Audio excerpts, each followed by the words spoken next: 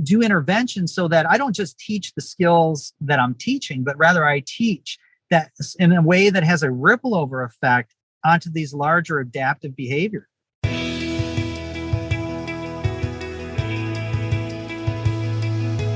Hello, Montgomery County, and welcome to the OPL podcast from MCIU. My name is Brandon Langer, and I am the Program Administrator for Instructional Technology within Office of Professional Learning. And I'm joined today by one of our terrific consultants, Miss Carrie Kessler. And I want to kick it over to her to introduce herself and introduce our guest today. Well, welcome to this podcast where we're going to be talking to Dr. Mark Dixon about PEAK. My name is Carrie Kessler, and I am the lead project consultant for the special education part of our Office of Professional Learning. So, Dr. Dixon, why don't you tell us a little bit about yourself? Okay, well, thanks for allowing me the opportunity to talk to you all today. My name is Mark Dixon. I am a board-certified behavior analyst at the doctoral level. I've been one for 20 years or so. You wouldn't be able to tell because I've got a good plastic surgeon, but I've been around for a little bit. I've, held faculty positions at Southern Illinois University and University of Illinois Chicago is where I'm currently at. And I've taught hundreds and hundreds of BCBAs over the years and doctoral students and so on. And I'm the creator and the author of this thing we're going to talk about today, which is the PEAK Relational Training System. Perfect. So in Pennsylvania, we tend to do a lot of the VV-MAP, and people are really knowledgeable and understand what that is. But if somebody has not heard of PEAK, how would you explain it to them? Yeah, I think the best way to explain PEAK in an elevator pitch would be that it shares some similarities with some of the other tools that you've used probably in the past. However, it expands drastically beyond those by incorporating the last 50 years of research on stimulus equivalence and relational framing. Does that matter? I think it does. And the data suggests that it does. And the outcomes that show up for kids suggest that including that content is a valuable tool for BCBAs and educators throughout your state. So for people who would say, and sometimes I would say this, from some administrators, maybe families, they're very used to hearing about applied behavioral analysis and that analysis of verbal behavior from B.F. Skinner. How does that fit or not fit in PEAK? Sure. Well, Skinner's analysis of verbal behaviors is fine and it works relatively well. But there's been discoveries and advancements since that time that probably need to be included in our best practices as of today. And so, how does it fit within PEAK? Well, the verbal behavior model content is found within a portion of PEAK, but then PEAK is going to go far beyond it too. So some of the other tools that you mentioned that your people might be using, have a maximum age or neurotypical age equivalency of 4 to 5 years old, while PEAK has that range as well, but it goes up to about age 16 neurotypical. And so it's a much longer spread of content. And then I think the other main difference, honestly, is that, what I think we've done in our field is we've seen ABA as kind of the end goal. We're going to do ABA and we're going to show gains in ABA. But I've got a little bit loftier goal, and that's one where ABA serves as the vehicle to a more integrated and liberated life. And so the focus, I think, on PEAK is a little bit different, where PEAK is the means to an end, not the end in itself. What I want to try to do with kids, and we've done it successfully with hundreds of kids, is to get them to think differently rather than to just memorize stimulus targets, to tack 200 flashcards. And the purpose of PEAK is to serve as that teaching technology to get them to think differently, to teach them how to learn, not what to learn. And that sounds cute, but it really is the big difference here. I agree. And I'm not sure that I think it sounds cute. I think it sounds super practical when we think about the work that, we are doing in classrooms day to day, using some of the different programs. And of course, they all have their merits. When I listen to you explain it and some of the things you were just saying, as a consultant, looking at districts and even some non-public types of schools who will reach out and say, oh, can you train us on this tool or that tool? One of the things I've been trying to think about is, how do we help people understand who the tool is for? So in my mind, I'm starting to have a better thought of, say, the VB map, who that is applicable to, or CLM or EFL. Can you describe who you think kind of best, like sort of a profile of a student who best works through Peak? Sure. And this is going to sound too easy of an answer, but it's everybody. Because these are universal language processes that start early, 18-month neurotypical, and they move all the way up through adulthood. We use Peak with, 2-year-olds in early childhood type settings, and we are using it with 18-year-olds in high school. The goals are different, obviously, and the types of content we're selecting within the curriculum are going to be different, but the teaching methods remain relatively the same. I mean, we've run Peak with neurotypical kids and have risen reading and math state standard scores. We've run Peak with nonverbal early childhood kids and got them talking and, moving them to less restrictive environments. So the unfortunately vague answer is it's for everybody. It's not locked into groups that are under age 4 or that have no vocal skills. The wealth of the curriculum is much broader than that. And Carrie, I think one of the things that's speaking to me in hearing this conversation is the notion of not limiting your student before you even get started, like knowing that this is going to continue to serve somebody. I too can relate to the value of what you said about, I forgot how you said it, you said it very well. So basically it's means to an end, it's not the end. I like that personally, even just for all students. And I love what you're saying as a follow-up. This is for, a wide variety of student populations. And it's one thing for me to say that, because anybody selling books could say something like that. But, we've published over 50 peer-reviewed articles on Peak, and it ranges from these, very young little kids up to teenagers and adults. So obviously we have a ton of more work that needs to be done, but the utility is not just me saying it, but it is, we've documented changes in this wide range of people. And like piggyback on what you just said, the first step is do the assessment, get the assessment done on the kids, and then see how do you, given the profile of that learner, where do you want to go in terms of intervention technique? So within an hour of doing the assessment, and that's honestly about all it takes, we can get a good roadmap of where do we go with this intervention in terms of integrating it within the school day, as well as if it would be done supplementally outside of school by parents or other caregivers. Well, I think the 1 hour assessment just sold it for me. I'm just kidding. But I mean, as well as I do in some of these other resources we use, this is their week long and more than 1 week to assess. Yeah.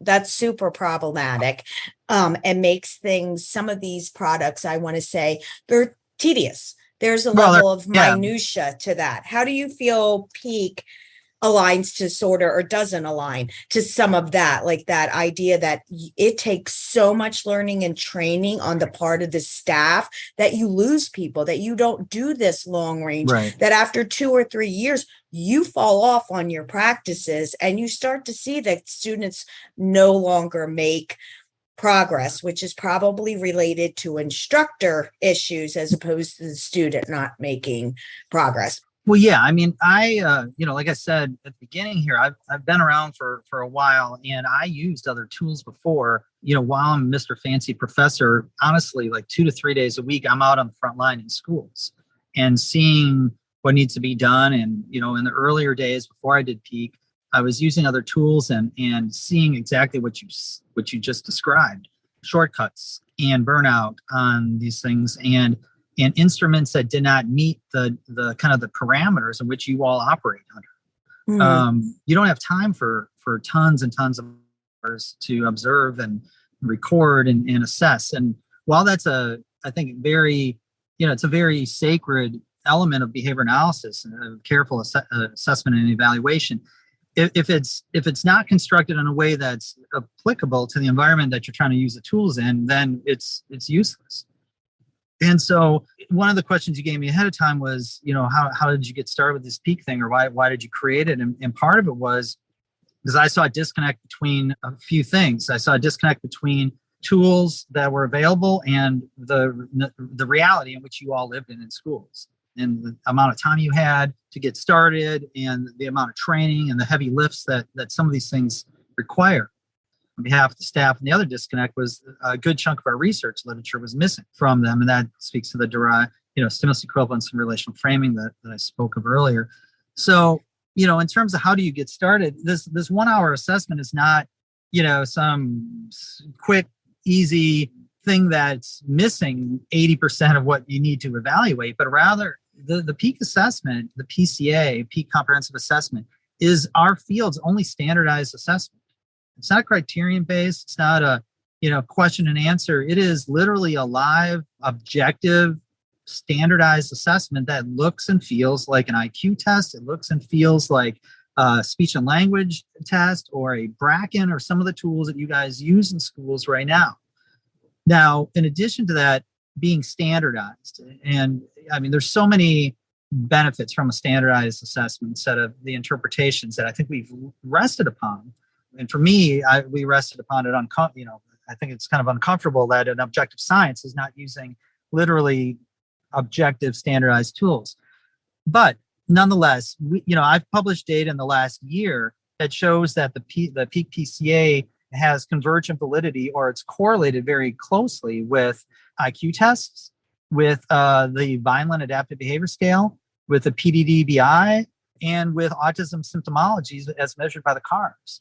And so, like I was speaking to before about ABA as a means to the end, what I want to be able to do is I want to assess these kids, see how their scores are connected to these larger global indexes of performance, like adaptive behavior or intelligence or academic achievement or problem behaviors, and then do interventions so that I don't just teach the skills that I'm teaching, but rather I teach that in a way that has a ripple over effect onto these larger adaptive behavior indexes. And so, we have work that's come out as well where we, go in with peak and we assess and we do our intervention, but we're concurrently measuring these larger global indexes like, IQ or adaptive behavior. And sure enough, we change those things too.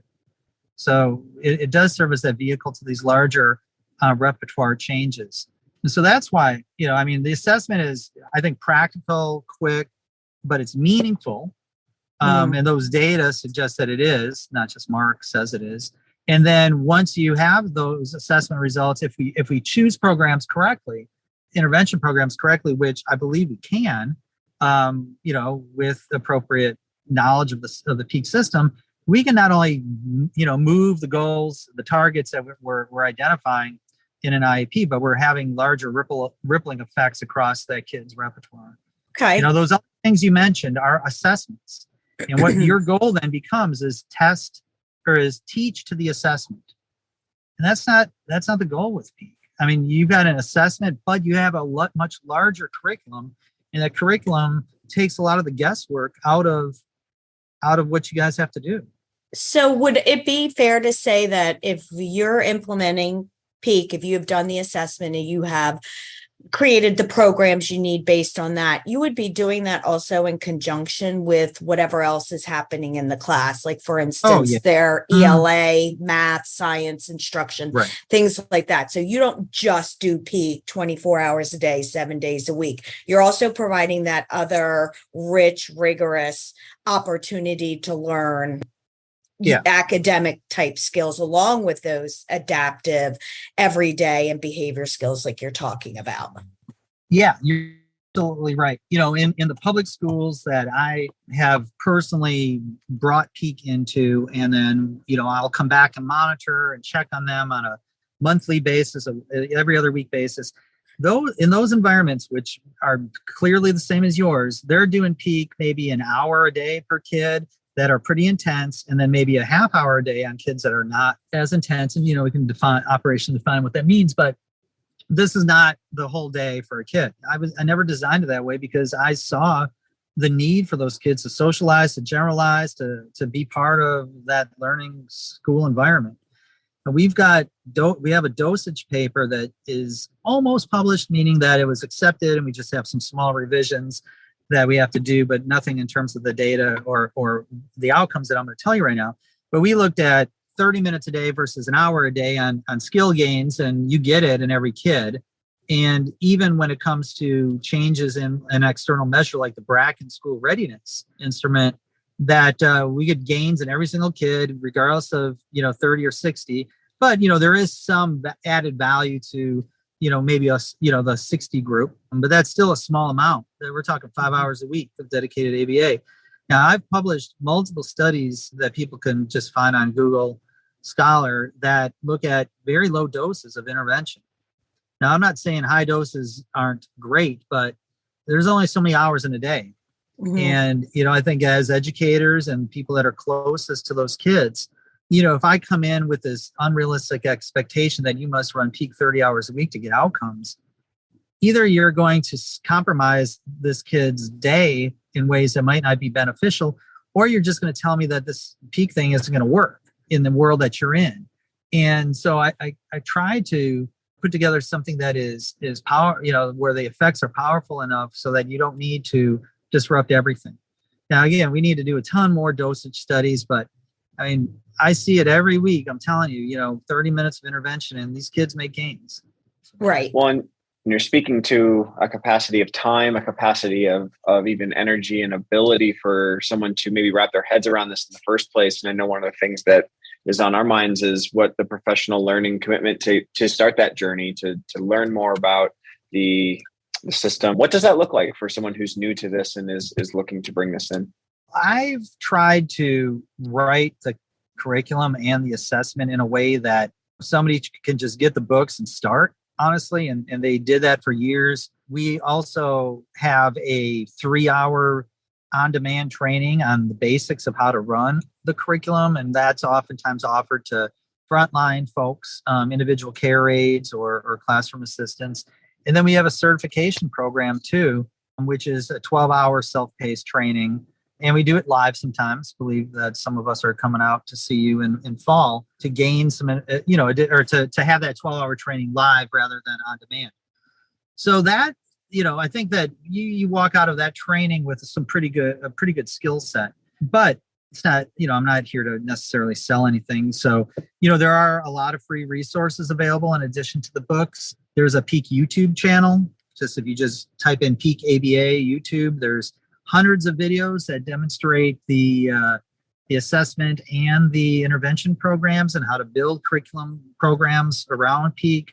And then there's a Facebook page for Peak that has, I think, around 8,000 folks on there, and people will bounce ideas off each other and ask, hey, I've been working with this other program. How easy is it to transition to Peak? Or what did you guys think about this program, and how would you best embed it in a classroom? So there's a lot of different, unofficial learning communities and resources that's come from our group directly that people can get involved in.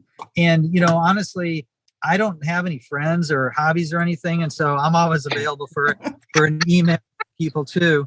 I had one come through 15 before we got on this call here, from somebody saying, hey, I did a training, but I don't really know how to do this program, and I'm talking to them tomorrow on the phone. So I don't think you'll find yourselves with some books on an island and wondering what to do with them, but rather there is a dynamic, progressive and global community that's out there to help support it.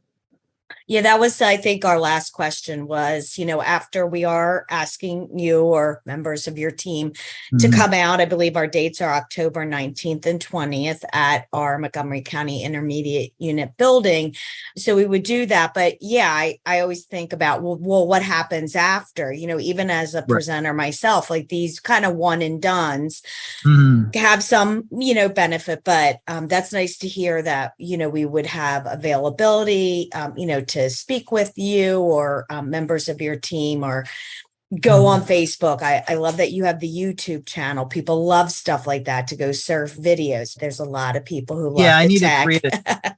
I need to create a TikTok page of me dancing around doing peak, but I just haven't gotten to it. So that's great. Do people ever reach out and just have you guys maybe like Zoom with them Oh, to yeah, kind of all the get time. over humps and stuff like that? Okay. That's good to know. Yeah, I mean, we do that all the time. This afternoon, actually, I'm Zooming with a group that did a training about a month ago, and I'm looking at all their assessments they did, and we're, putting my eyes on them. We're going to talk about, individual child strengths and weaknesses and how that might go into programming.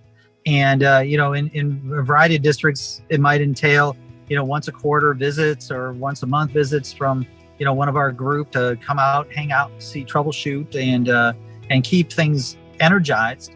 So like you said, it's not a one and done, and then you just wait till it decays in 3 years, and then there's a new guy that comes on one of these podcasts with the newest, flashiest thing. You're absolutely right. There is a long-term commitment from all of us.